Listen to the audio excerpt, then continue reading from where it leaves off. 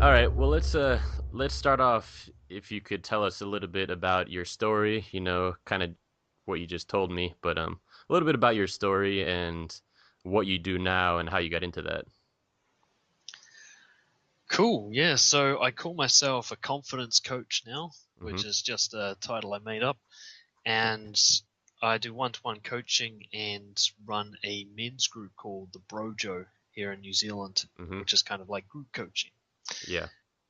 And this is the end result of kind of two separate journeys. One is my own self-development, and the other is the work that I did rehabilitating and managing criminal offenders. Mhm. They're actually quite linked, those two things, though I don't consider myself to be a criminal Yeah. yet.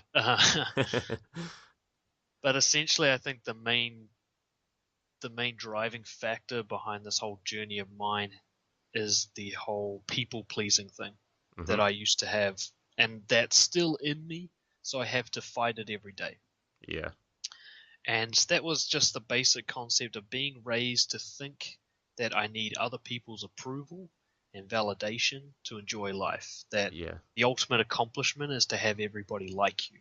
Mhm. I firmly believed in that as I grew up, and it wasn't until my sort of mid early 20s that I realized that this approach was not actually working for me. It wasn't getting me anything that I wanted, and I kind of didn't like the way I was, especially in social situations. This kind of entertainer, clown, pretending kind of guy with no real balls, Mhm. just trying to make people like me, trying to be the fixer and the savior, and it just wasn't right. Something just wasn't right about it, Yeah. and that's what started this whole journey for me. And I went through years of all sorts of trial and error, scary things, uncomfortable social things, Mhm. just trying to see what I actually was when I stopped caring what other people thought. Yeah. And once I figured out how that worked, I realized, wow, there are so many guys out there that suffer from this desire to seek approval from others, and Mhm. how just detrimental that is to getting what you want in life. Yeah, I couldn't agree more. And it's definitely a common theme, the concept of guys trying to please everybody, right? Oh yeah, the more I explore it, the more numbers I see in terms of guys displaying the behaviors that I now know to be representative of that. Mhm. And it's everything from the way they dress to the body language they exhibit, especially around certain people, like girls they're attracted to or people who are senior to them in the workplace. And this kind of just general theme of being ashamed of being a dude, Yeah. just not being okay with being a man and behaving in a manly way and having masculine desires. Mhm. There's a kind of general sense of discomfort with that, and man, I just see that everywhere now, just everywhere. It's like some sort of epidemic that's only just now starting to be noticed. Yeah, what do you think is the main reason for that? Why is this an issue? I think it's for guys our age, sort of 10 years either side of 30. Mm-hmm. I think we're the result of being raised by guys who were, or I should say, a society, not just our fathers or whatever, but a Yeah. society that was trying to adjust to the whole feminist movement Mm-hmm. and misunderstood a lot of the messaging there. And there was a period of time where it became just really uncool to be a guy, Yeah. especially a masculine, powerful, assertive guy. It Mm-hmm. became this just like the worst, most offensive thing you could be. And so guys started doing this kind of compensation where they tried to become more feminine or get in touch with their feminine side. Mm-hmm. And what they actually did is became passive and weak, which Yeah. isn't feminine at all. Mm-hmm. And they just, and we're now raised in a society that believed in that approach, that equality between guys and girls meant that guys and girls were the same, which Mm-hmm. is a complete, obviously, misunderstanding. Yeah. And you watch every movie and all the teachers and all the role models we've had, they've all kind of given us this message that being a dominant, assertive male is a douchebag thing to be, Yeah. because we just got these terrible role models for this. Mhm. Um, I know you've talked to Sean Russell. Yeah. I think he's the guy who connected us, and Mhm. he was talking about how, our role models as to what a masculine or an alpha male looks like are just these extreme kind of goofy, insecure guys. These loudmouth jerk type guys, and Mhm. that's not what I think of as masculine and confident. Yeah, I You mean, know, what kind of pops into my head right now when you say that is like professional wrestlers. Yeah. True, I've never thought of that, but yeah, yeah, they're like a caricature. They're Yeah, just exactly. ridiculous. Yeah. Or any movie you got like what was I watching the other day? It was American Pie, and Stifler, who I think of as kind of being the closest to an authentic male in that whole movie, Mhm. he's the joke, while all these kind of pussy, weak, passive guys are the heroes, Yeah. and Yeah. it's media like that that's just messing with us. It just doesn't reflect how things work in real life, and yet we think that that's the role model. Mhm. So yeah, I mean, I've only just started to see this over the last few years as I made my own developments, and the amount of guys out there who want to be masculine, but they've got this deep shame and fear attached to it, so it keeps holding them back. You Mhm. know? It also I think probably, the workplace that we have these days, the office environment, which is much more common, and the lack of an outlet that, guys don't really have an outlet to be masculine unless they're going to go out of their way and make sure they have that. Yeah, yeah. There's I was reading something. I don't know. It was one of those internet articles, so who knows how valid it was. But it Mhm. was talking about the concept of even just sitting down all day and how that saps testosterone, and Yeah. that kind of environment just doesn't embrace masculinity as a concept. And you've got the kind of all the leadership roles. You can get into a leadership role while being a people pleaser these days in an office environment Mhm. because you can just work the system, and that doesn't allow people to actually develop real leadership skills, especially a masculine form of leadership for guys who want to be masculine. And Yeah. it was interesting in my old work. I used to really focus on climbing the ladder, and in doing so, it was a lot of great self development for me, becoming a manager and actually then becoming a leader, which I see as a separate thing. Mhm. But what I saw was, a lot of people could get into leadership roles without actually being leaders, without being assertive or honest Yeah. or direct, those Mhm. kind of stronger traits. They could weasel their way in there and they could actually get rewarded for being, inauthentic, lacking integrity, all these kind of passive things. So, Yeah, yeah. yeah, we just kind of got it's an environment where if you want to be masculine and if you want to be powerful and assertive, you have to make it happen because you're actually going against the grain in a lot of areas. Yeah, yeah. Uh, So can you give us, a bit of a definition, what are like the traits of what we're talking about here, what it means to be a people pleaser and I guess disingenuous, masculine man. yeah, where to start? God. One of the main things I think is a sacrifice of your own needs Mhm. for a perceived action that will make you more, I guess, acceptable. Mhm. So that I think that's the number one kind of theme or concept that I see coming through is that a guy wants something, but he'll hide it or minimize it or reduce it in order to be more acceptable to the crowd, Can you to give us an whoever. example that you can think of? Maybe you've seen in your coaching or something like that? I think the most common example has got to be around sexual desire. Mhm. I think that is the one area that guys are most dishonest. Yeah. They'll sugarcoat or they'll hide it in order to try and avoid rejection. Mhm. And when I think of masculinity, and this could apply to femininity as well, but we're talking about guys who want to be masculine here, I guess. There's an honesty to it, and I think that's the main kind of theme to this is the more direct and honest you are about what's happening inside your head, Mhm. the less shameful you are, the more shameless you are. So if you can express your desires, or you can express what you're thinking and feeling without holding back, without caring if it ends in rejection or disappointment or disapproval, then that's confidence in my mind. That's that freedom to just be yourself, to accept your whatever it is that you are and not hide it. Mhm. And yeah, like you're saying, the real common examples, so a guy not expressing physical desire, a guy who doesn't take the risk to make a career happen that he's interested in order to have the security of money, or Mhm. the so-called security of money. It's Yeah. these kind of safe options Mhm. that I think, as you'll probably agree, is when you really explore it, they're not actually that safe at all in the long term. Yeah. All right. So, what in your mind? I mean, obviously this is an issue, right? So, what is your definition? What is your idea of what it means to be authentically masculine?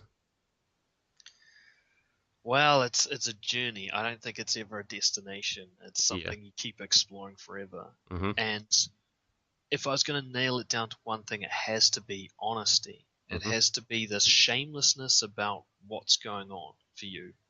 One of my clients said that we were doing some work for quite a few months, and he'd gotten to the point where he was really quite shameless.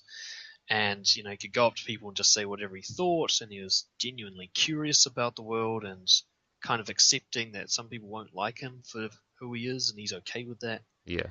And what he was saying is that shame is, it's kind of like water. It evaporates when you bring it out. Mhm. And I think that was a great way of putting it, is finding that thing that you least want people to know about you, Mhm. and gradually coming to the process of having that out in the open, and getting to a point where it's all out there, where Yeah. there's no secrets left. And I think that that is the clearest and most effective path to figuring out who the hell you actually are and what it means to be a masculine man. Because once you start unleashing that stuff, once you start showing somebody that you are sexually attracted to them, or going for that position that you think you deserve at work, or doing these things that come with risk and make you feel ashamed, Mhm. the less shame you get over time, because it does evaporate, and then the more you'll get in touch with whatever it is you're actually supposed to be. With all that bullshit cleared out the way, what's Yeah. left? You know? Mhm. And I think I've been trying to answer that question for my job, is what does it mean to be yourself? Yeah. Because that's what I think of as authentic masculinity. It's you being whatever you are as a man. Mhm. And the closest I can come to answering that is you're simply not trying to be anything. Mhm. You just are whatever you are in that moment at the time. And that's also, it's hard for some guys to differentiate that between, the difference between authenticity and being comfortable. Yeah. They think, oh, well, if I don't want to approach that girl, then that's being authentic. But the thing is, the way to sort of find the difference between those two is the next day, do you feel okay with that decision that you made? Mhm. Are you going, yes, I'm proud of the fact that I didn't do that, or didn't ask for this, or hid that? And that's really where you get to find the difference between fear trying to keep you comfortable and that authentic, deep down desire that you've always had for what you actually want. Mhm. So, you said that sexual shame is sort of a big one for guys. Can you talk a little bit about, I guess, what guys can look out for, how they might look out for them being shameful sexually in their own lives, what they can look for? Yeah, yeah, we should probably nail this down a bit more practically, I think. Mhm. So, the friend zone has got to be the first place to start. Yeah. And there's so many studies now that show that it is not quite natural for a heterosexual man to be platonically friends with a woman. Mhm. There's something that it goes against a lot of physical drives. It Yeah. doesn't mean it's impossible, but what it generally means is if you put a guy and a girl on an island together long enough, they will fuck, Yeah. right? Like we're not as complicated and as high standards and technical as we think we are. We're just mammals, really. Mhm. And so one of the first things is, if you're a guy and you're noticing this friend zone thing happening a lot, where you're friends with girls that at least initially you were sexually attracted to, Mhm. and the friendship evolved because you never really got that out in the open. Yeah. She was allowed to become your friend because you never made a move. Mhm. And what usually happens is this will happen, and then the guy will start to justify it to himself. Because we always do that. We justify our bad behavior to ourselves so that we can live, without guilt. Yeah. And so the guy will start saying, well, now I don't want to ruin the friendship. I can't say anything now. It's been too long. I don't want to ruin the friendship. Or, I'm the best friend she's ever had, and she needs me. And, this justification happens as to, hey, why didn't you tell her that you were keen on her? Mhm. This that kind of question. So that's the most common. I see that everywhere. Guys being friends with people they're attracted to. Yeah. And it probably goes, homosexual, heterosexual. I imagine it's the same. Mhm. This kind of hiding of the desire, Yeah. thinking that, it's not the right time, blah, blah, blah, all the excuses we give. Yeah. Then it continues forward, though, for even those guys who get into relationships. And this is where it gets really quite complicated. Is that the guy will start to have all sorts of sexual doubts within the relationship and start to hold back. So a common one I'm seeing is I'm going to give it a name. I'm calling it green light theory. Mhm. It's just to line up with all that dating stuff. Yeah. The guy's waiting for a green light before they make a move and not understanding the difference between boldly making a move Mhm. and abusive behavior. Yeah. So guys will think, well, until she gives me full-blown written permission with 3 witnesses and verified by a judge, I cannot make a sexual advance on her, Mhm. because then I'll be just a full-blown rapist. Yeah.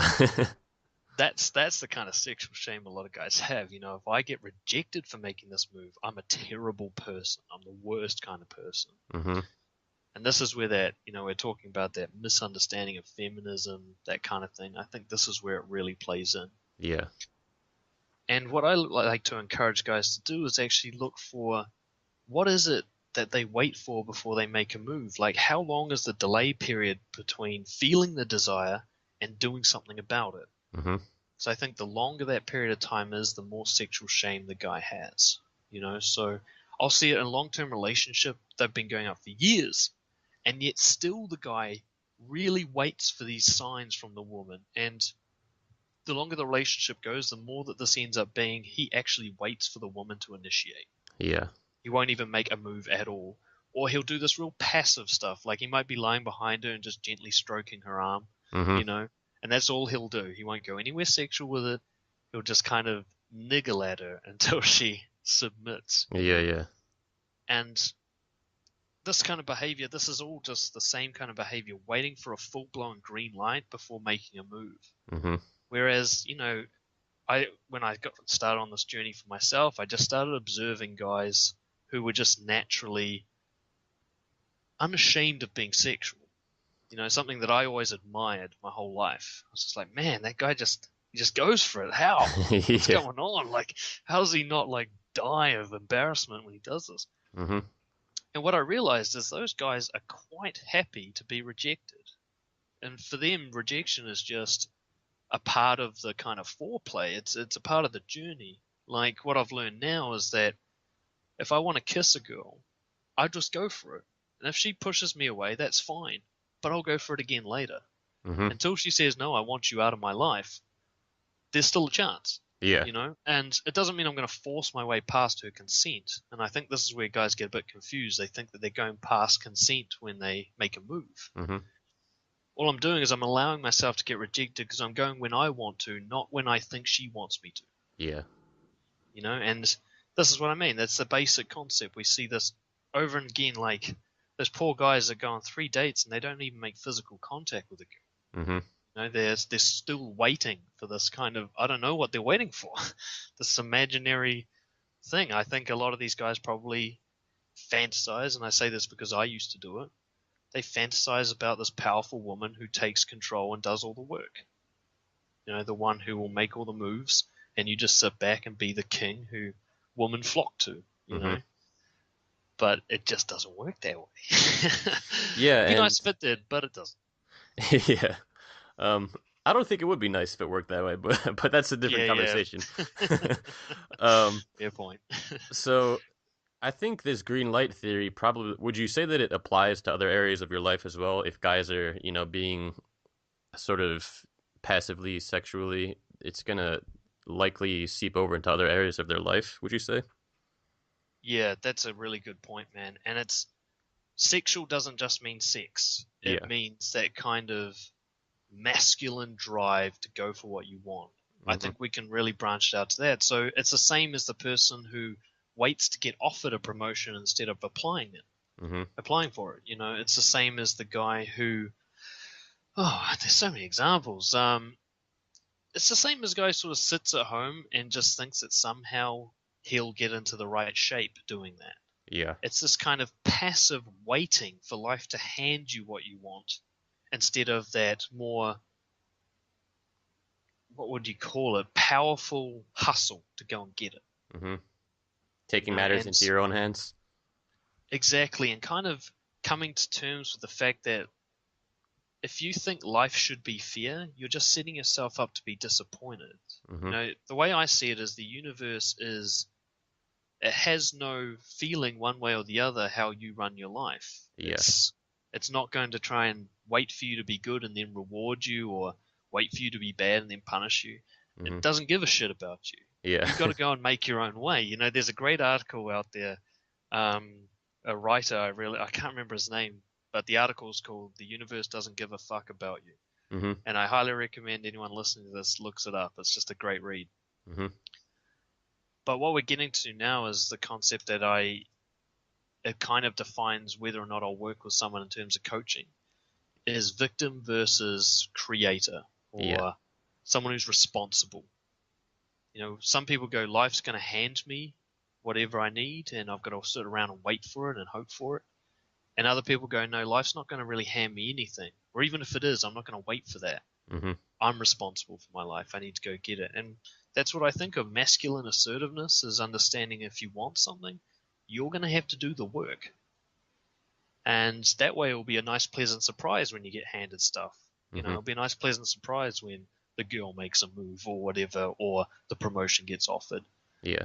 But that's just understanding that that's a rare event. Other people aren't as interested in your success as you are. You're the only one who gives a shit. You've got to go out there and do it yourself. Mm-hmm. Yeah, and I would guess that most guys that are listening to this are the type to take control and not be the victim. Um, so for those guys, what sort of strategies can they take, aside from simply just going and being more, I guess, aggressive and assertive in their lives? What sort of strategies practically can they take to work on this? Yeah, so once they've made that massive shift between victim to creator, then it just becomes a matter of how. Mm-hmm. And I've found that the most simple concept for me is the step-by-step approach. It's taking the big thing you want and breaking it down into steps until it becomes something that you can do today. Yeah. So to give you an example, let's say the big dream you want is to be this, socially dominant leader of some kind. Mm-hmm.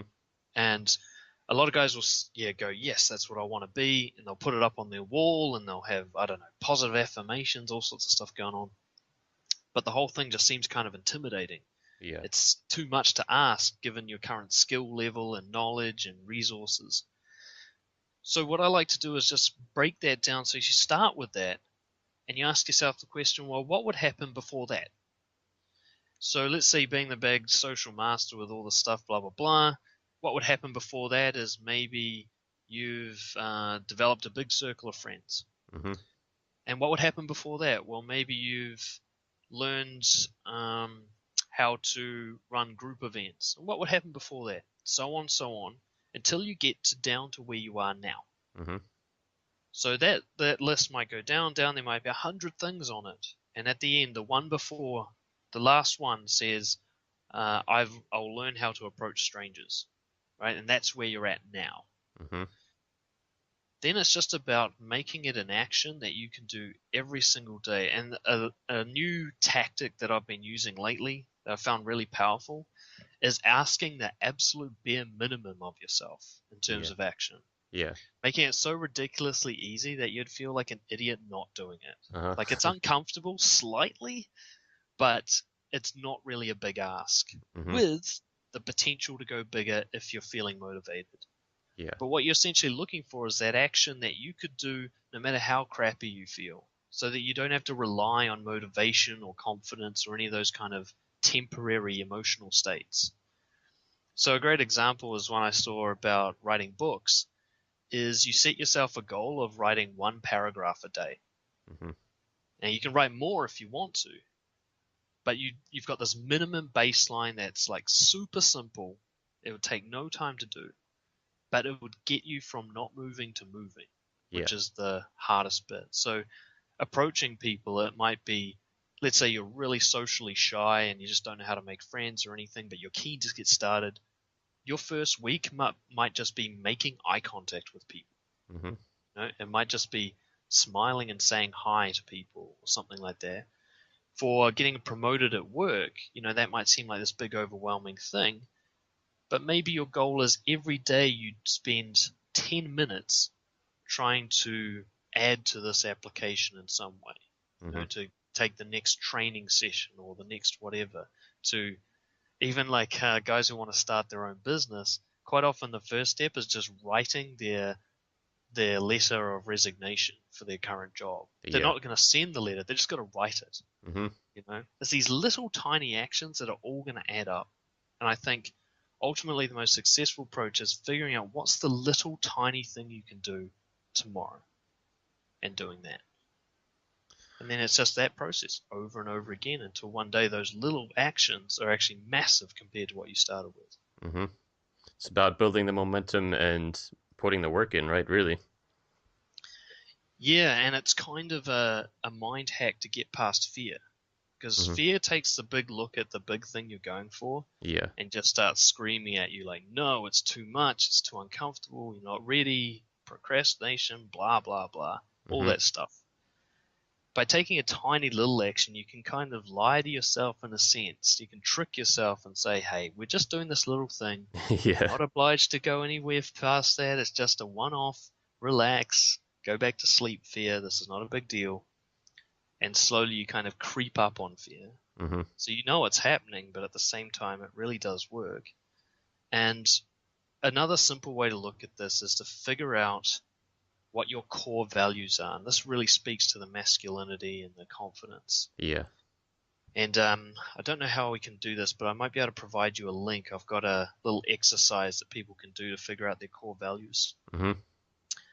And you figure out what your values are, and then each day you choose one that you're going to try and live by. And you choose one action that you're going to take to live by that value. Hmm. So let's say the value is courage. And it might be Tuesday is courage day. So you go, today I'm going to choose one thing that scares me a little bit.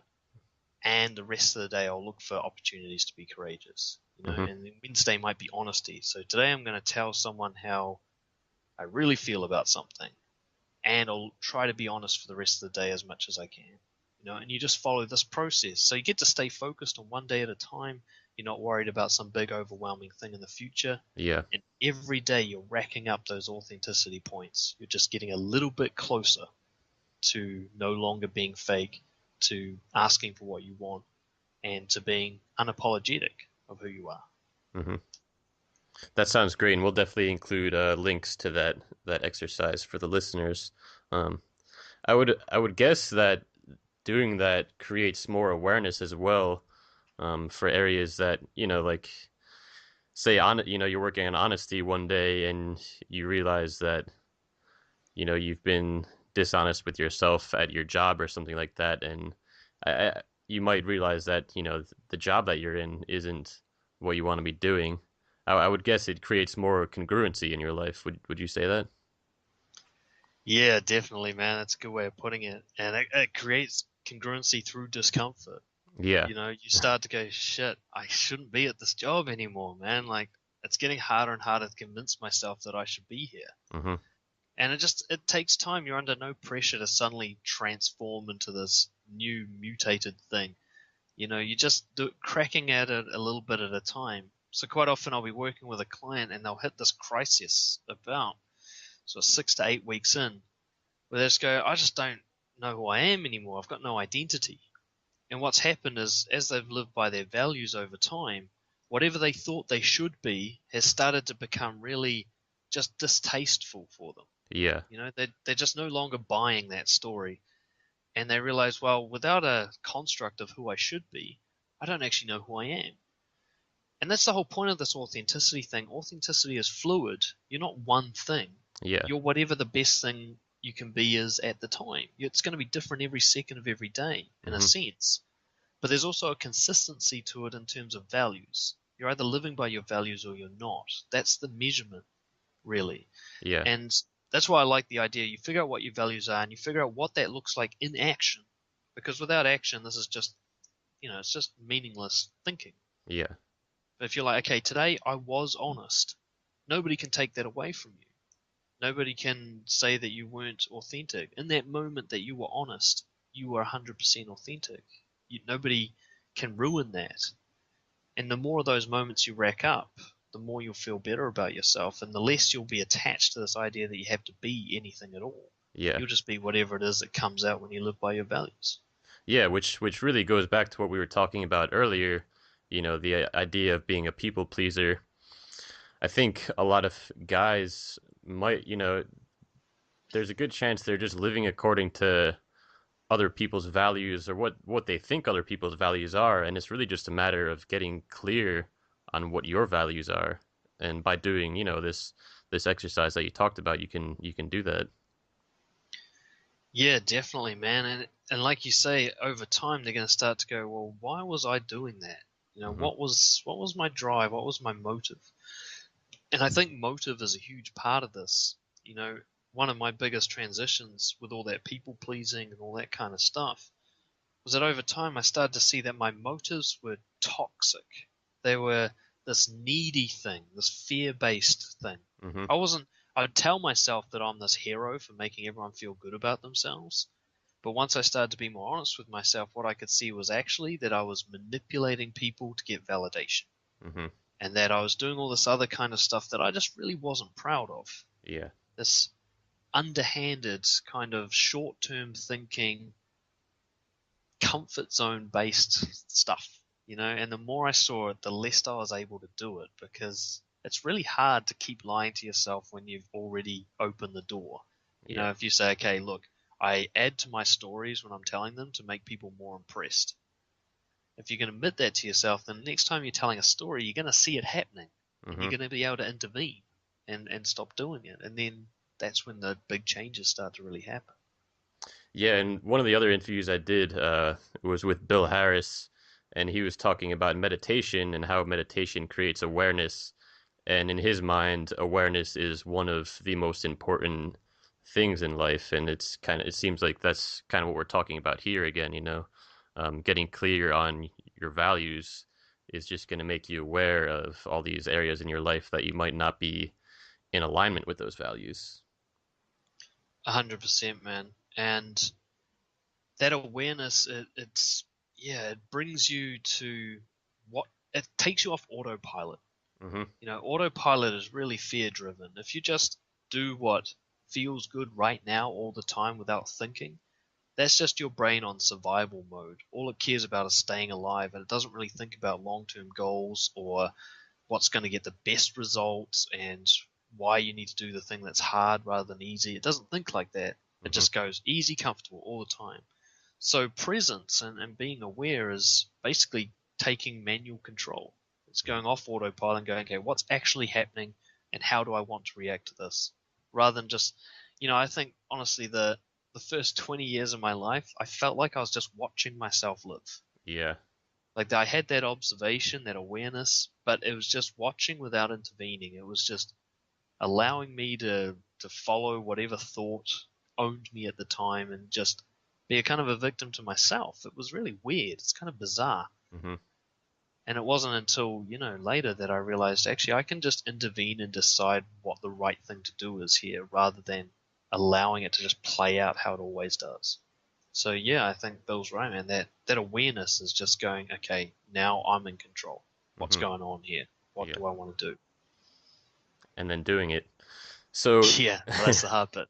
yes. So we talked about, getting clear on your core values. We talked about, figuring out what your goal or your dream is and then breaking that down into small steps that you can take action today. Are there any other practical strategies that you have that people can work at this? Well, I think ultimately it's figuring out what you're uncomfortable with and choosing to do that. Mm-hmm. And that's going to be different for everyone. Yeah.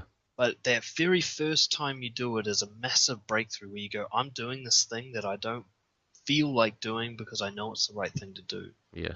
And so essentially, if someone's really just lost, they just can't think of what to do, just figure out what you really feel uncomfortable with. What are your rules? What do you think you can't do? Yeah. What are the laws of the universe that you think exist and you have to follow? And just start gradually breaking those rules. Mm-hmm. So a great one is, this whole social realm. And I always focus on this just because I think this is where most people's biggest fears hold them back, is Yeah. that kind of social approval concept, which Mm-hmm. is completely natural. It's there to keep the human race from killing each other, but we just don't need it to be as strong as it is sometimes. Yeah. Yeah. Um, so it could be sitting down and go, okay, what do I think the rules are for what I'm not allowed to do in a social situation? And writing them all down, every rule that you've got. It could be anything. It could be I'm not allowed to talk to someone I don't know. I'm not allowed to speak up when somebody else is speaking. I'm not allowed to do this, that, the other, whatever. Massive list, Not allowed to probably kiss the full of girl that you're into. right, yeah. Or I have to wait for this. I have to do this. I must do that. I must not do this. All these little rules, Mm-hmm. and then start choosing them one at a time and start breaking them at whatever level you're comfortable with. So, like I said, you don't have to dive straight into like hideous, traumatic, shameful fear in the deep end and just put yourself off doing anything forever. Yeah. But you can start small. So, let's say your rule is I can't kiss the girl that I want to kiss. Maybe your first action is to go around girls that you know and ask them if the guy should wait to kiss them. Mm-hmm. Just start putting these ideas to the test. And the way I think about it is it's scientific method. Take these theories that you've been living by for so long Mm-hmm. and start testing them, particularly those ones that you can see directly link to holding you back from what you want. Yeah. So if you want to be this, sort of sexually dominant and masculine and authentic guy, then rules that hold you back sexually, rules that hold you back in manliness, and rules that hold you back in confidence, they're the ones that you got to address first. Yeah. So choosing your ones, and seriously, any action is better than none. So you could just choose one rule and you could just focus on it for 2 weeks, and that'll still give you tons of insight, plenty of results, and will get the momentum going. So it's simplifying and keeping things small. Find out those rules that you want to follow, and then tomorrow do one little thing that starts to challenge and test that rule, if not outright break the rule. Mm-hmm. Yeah, that sounds like a powerful strategy. And again, it's just about breaking it down and taking action, right? Pretty much. The way I see it is I just no longer trust my ability to guess what's right and wrong.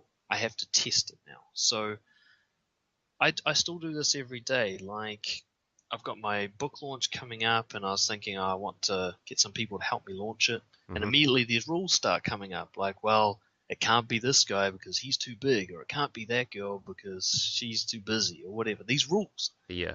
So immediately, as soon as my brain comes up with those, I'm like, right, well, what can I do to put that rule to the test? I Mm-hmm. mean, the rule might be correct, but as soon as I hear it, I know I've never actually tested it before. Yeah. Not to any sort of measurable, good sample size, objective way of measuring it. I've just kind of guessed that you can't do it, and that's been that. It's the same thing for anybody. What are your rules? And you can just go every day. You can break a rule and just see what happens. Mm-hmm. It's like an experiment. Yeah. No attachment. That's good stuff, Dan, and that's something I've been implementing in my life, and noticing from myself, most of the time the ideas that I have in my head aren't really true. These rules, when you go out and test them, they usually end up being wrong. Yeah. Yeah, it's funny. I'm getting to the point where I think there might actually be none at all. Yeah. You know, there's a rule like you can't jump in front of a speeding bus. That's a Yeah. rule that's got some legitimacy to it. Like if you do some research, you'll find that people who have done that have been quite severely injured. Yeah. But then there's other ones that you just think for some reason you're different and you can't do the stuff that you see other people doing. And those are the ones that really need to be addressed first. So if you think you can't start your own business, there's so much evidence out there of people starting businesses. Hmm. So straight away that one's got to be questioned, you know? And a lot of the time we've got to look at where we got our information from in the first place. Because one of the toughest things I think about being a human is that we get so much influence from the people around us, and a lot of them don't know what they're talking about. Yeah.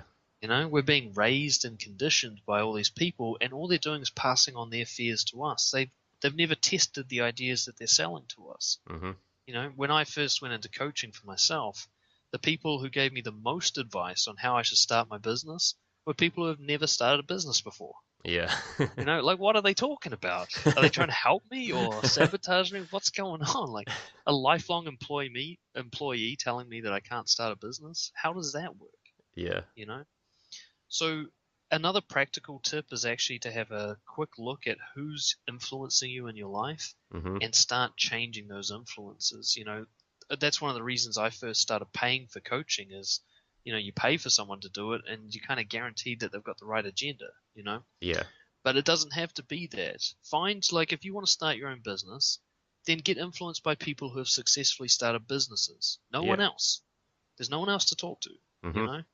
If you want to get, better with dating and attraction, then talk to the guys who are regularly dating and seem to have high quality girls attracted to them. Hmm. Don't talk to the guy who can't even approach, right? Yeah, exactly. And, obviously interacting with real life people in real life is the most powerful way.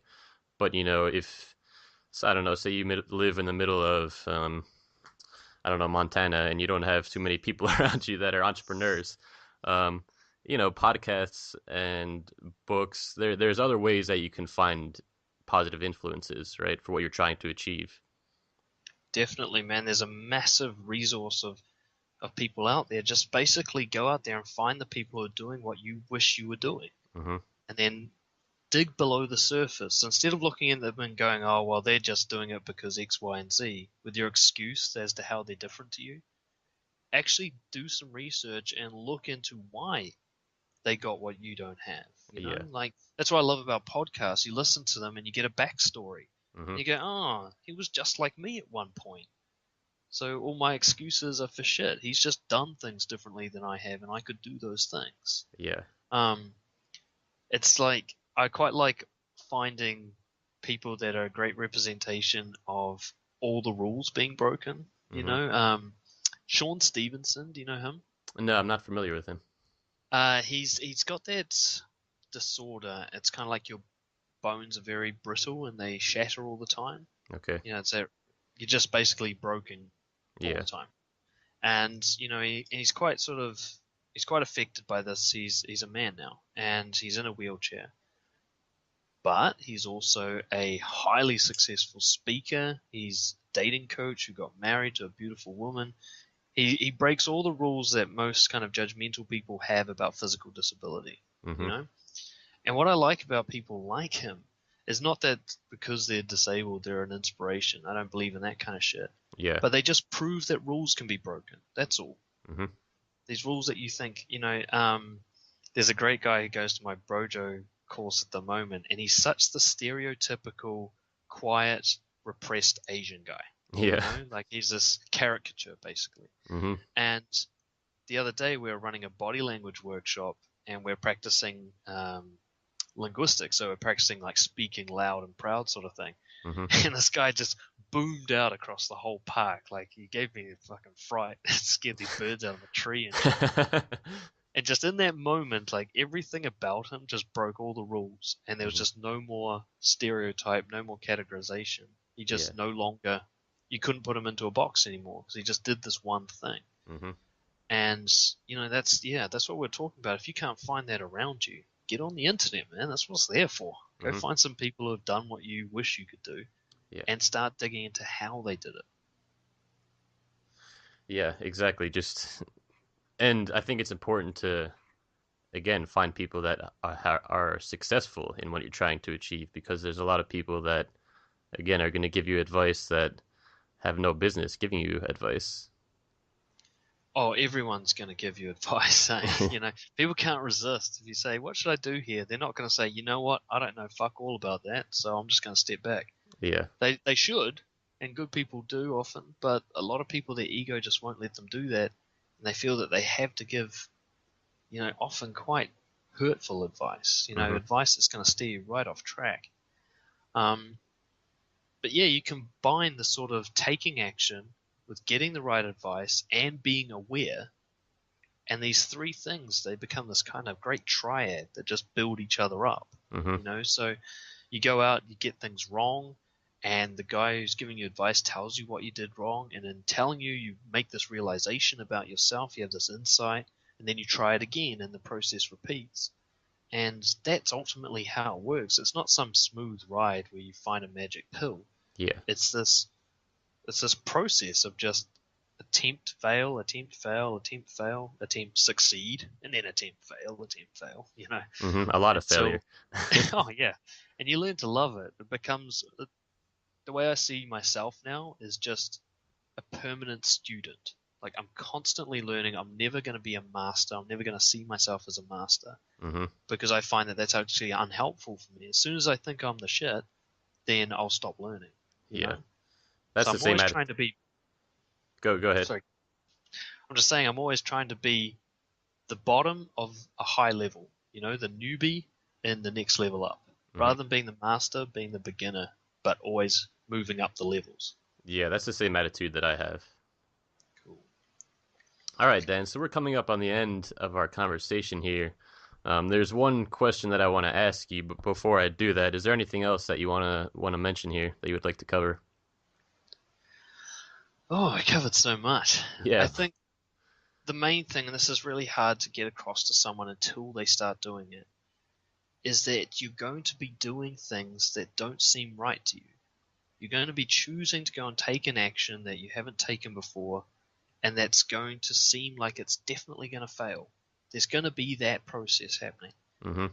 And it happens to all of us, and it happens to the best. Those guys who seem to have everything you've ever wanted, they've had these moments where they just didn't know what the fuck they were doing, and it all went wrong, and they did it anyway. Mhm. And that's really what separates them. So if you're in this situation, if you're listening to this now and you're about to go take some actions, and you're looking at the action you're about to take and think this is ridiculous, then you're probably on track. Yeah. Because even if it completely goes to shit, you're going to learn something very important from that, and that's going to eventually lead to being that thing you're glad you learned, the hard way. Mhm. Yeah, that's really big there, and it's something that most people who have achieved success, they usually seem to stress that they have always had those moments of doubt and moments of failure and all of that. And again, like you said, when you're in that direction, that's when you know you're doing it right. Especially with this masculinity thing, man. Like, we've been so conditioned to being ashamed of masculinity that the stuff we're talking about doing is going to raise the most shame for people. Hmm. It's going to raise that sort of disgusting, fearful, nervous feeling. And when that feeling comes up, then you know you're actually on track. Hmm. And you can just do as much as you can handle within the space of that feeling, so to speak. Just understand that feeling can't stop you taking the action. It just makes the action uncomfortable. That's all. It doesn't actually hold you back. So if you're feeling that and you do it anyway, that's where the biggest progress is going to be made. Hmm. It's not going to be fun some of the time, but the result after you've taken that action is you get to beat your chest like a gorilla. Yeah. And you're going to be closer to being more authentic and more honest with yourself and who you are. Yeah, and as you do that more often, you're going to see the results that come with being that way. And the motivation to keep doing it will go up as you'll Hmm. see why things weren't working for you before. Just got to take those steps and build up the momentum. Yeah, first step's the hardest, man. All right, Dan. So we're just about at the end here. before we close out, I'd like to ask you, I've been asking the other guys this. Are there any mistakes that you've made in your life that you'd like to share with us, that you're willing to share with us? And this can be unrelated to anything that we talked about today, but something that we might be able to learn from. Oh my God. Which one? I think probably the biggest mistake that I later rectified was not allowing what I'm interested in to guide me career wise. Hmm. I should have done that from the very beginning. I held back for a number of years. So when I first started, when I first went to university, I just did it because that's what was expected of me. It was total people pleasing. But in there, I did a psychology paper, and nothing's ever caught my attention more than that first class, that psychology class. I knew I'd found something special to me. Yeah. And I actually made a great decision. I switched, I was in a communications degree, and I switched over to psychology. And that was one of the best decisions I've ever made in my life. But after I finished, I just went back to kind of looking for a safe job with money. Yeah. I didn't keep pursuing that interest. And I think the number one cause of kind of pain and sorrow that I see in the people I work with is that there's this kind of, I don't know, unrequited love, this thing that they wish they were doing, and it gets only a minimal amount of their attention. It might be a very small side hobby, or it's kind of been put on the back burner while you're waiting for X, Y, and Z. And those years that I lost chasing money instead of going for the kind of job that I wanted to do, Hmm. I'll never get those back. And I very much feel that now. That said, I don't believe in regret. You are whatever as a result of your actions. You can't go back. Yeah. And maybe that those years somehow led me to being a coach now, so I've got to be grateful for that. Hmm. But I'm thinking, man, I could have started this a lot sooner than when I did. And ultimately, I don't know, you're not going to live as long as you probably hope you will, Yeah. and you might as well get in some good shit before you go. And you already know what you want. It's just, there's going to be some fear and shame that represses that. So just start exploring it one little bit at a time, even if it is just a hobby on the side. Prioritize those things you're really interested in and passionate about, because, yeah, life loses meaning without them. Yeah, definitely. I couldn't agree more. And again, like you said, no regrets, but hopefully the guys that are listening to this can learn from, from your I don't want to say wasted time, but, lack of action. It was the delay tactic that fear uses. It tells you to do it tomorrow or next week or after this X, Y, and Z is done. And Yeah. just seeing that for what it is, which is complete and total bullshit. Hmm. It's just saying it's never going to happen. If you're not doing it today, it's never going to happen. If you don't have a date when this thing is going to take place and you act on it on that date, then you're just basically kidding yourself out of it. And that's what hurts the most when you do finally make the switch. It's going, wow, I just talked myself out of this for years. There was Yeah. no reason to.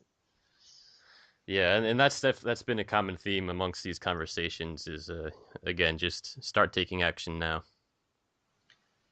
Yeah, I think, it's got to be the only thing really is what are you doing? Hmm.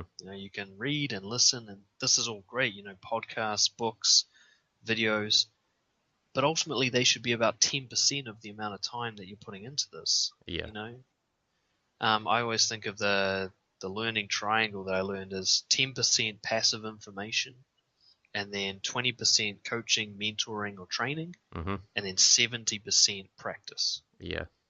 And when I switched to that model of doing things, I had to consciously plan it out in my calendar because I was so the other way around of just Hmm. passively absorbing information. Yeah. Then things changed. That 70% practice made such a massive difference. Hmm. Yeah, and it's easy for people to get um I guess caught up with things like this, just getting caught up in the content and taking in information and taking in this sort of positive information can make people it could give them a false sense of feeling good about what they're doing without actually taking action. And I think it's important that we need to stress that they go ahead and, like you said, make 70% the majority of your time should be taking action and being in practice. Definitely, man. It's like you say, it's until you take action, it's just a nice, pleasant talk. And there's a real trap in, like you say, feeling like you've done something just because you've listened. Hmm. And I'd say, if someone's listening to this, so what? We're going for like an hour maybe, then you're owing about 7 hours of implementation. Yeah. And if that's too much, then think, well, at least take one action. Hmm. If nothing else, every time you absorb a bit of information, go make it real. Go do one thing that you don't normally do. One measurable thing, not a thought or a feeling, but an action. Hmm. And if you do that with every time you sort of absorb information, you'll get so much more out of it than just sitting there passively waiting for the information to transform your life. Yeah, great. Wise words, Dan, and it's not complicated. It's simple, right? Yeah, I think of it as simple but not easy. Yeah, It's definitely. straightforward, but it's going to take some balls and Yeah, it's going to take some discomfort. That's the hard bit, but so worth it. yeah, exactly. Just so worth It is worth it. All right, Dan. It's been great talking to you today. Thank you so much for doing this. I really appreciate it, and I think we shared a lot of powerful information here for the listeners. it. Awesome, man. That was a great chat. I love talking about this stuff. Yeah, likewise, and I'm sure we'll do another one at some point in the future. Sounds like a plan, dude. All right, thanks, Dan.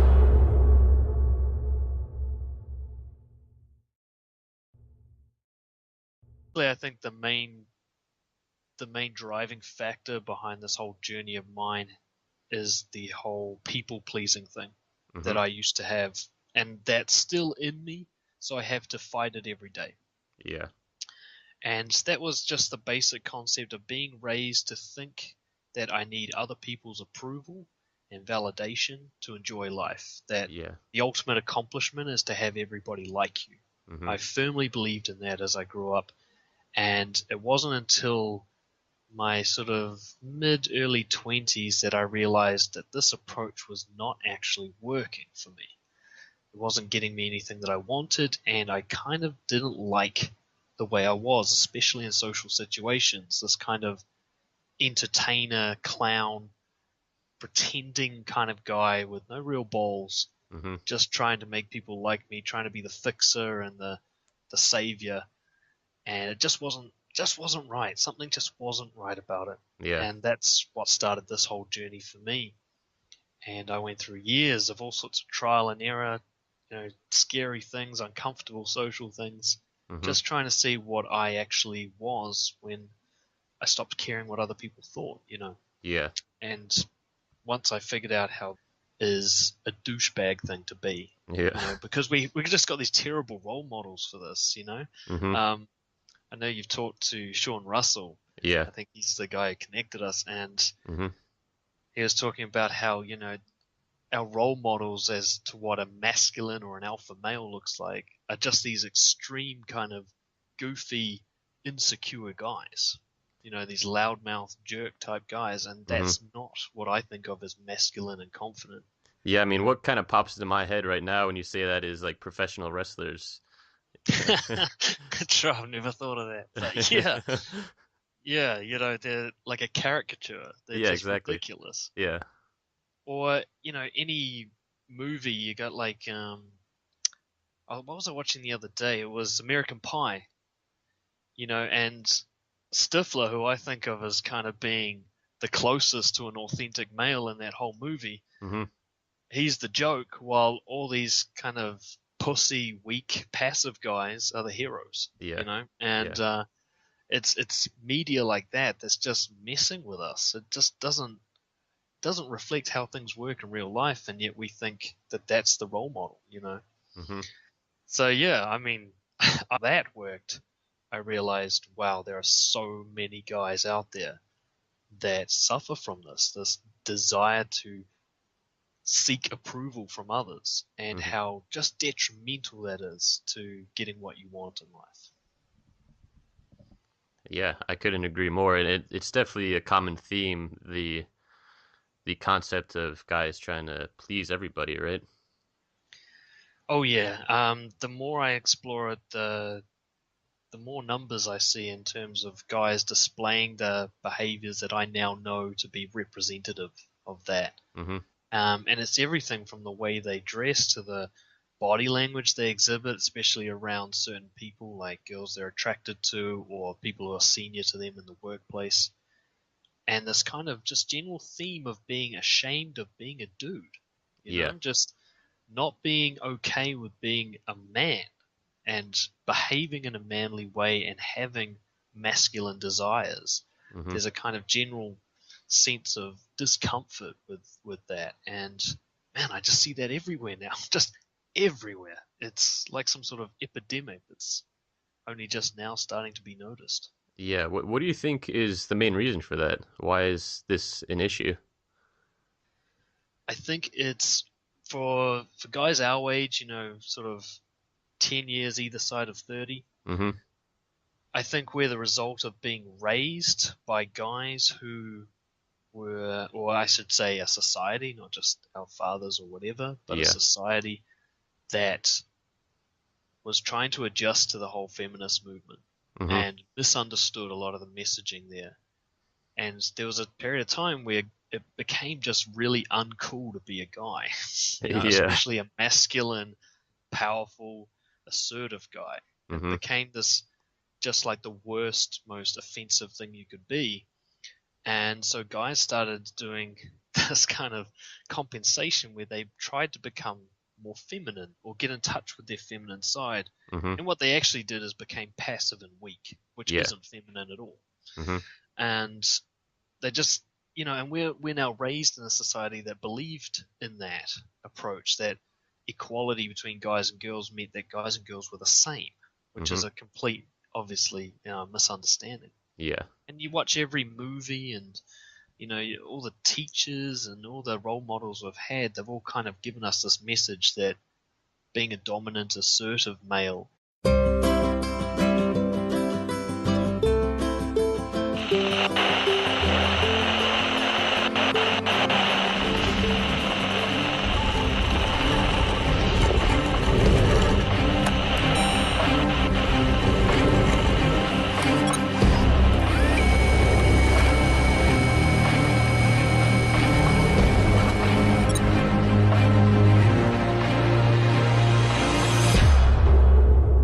All right. Well, let's start off. If you could tell us a little bit about your story, kind of what you just told me, but a little bit about your story and what you do now and how you got into that.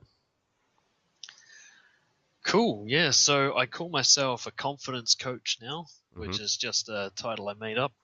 And I do one-to-one coaching and run a men's group called the Brojo here in New Zealand, Mhm. which is kind of like group coaching. Yeah.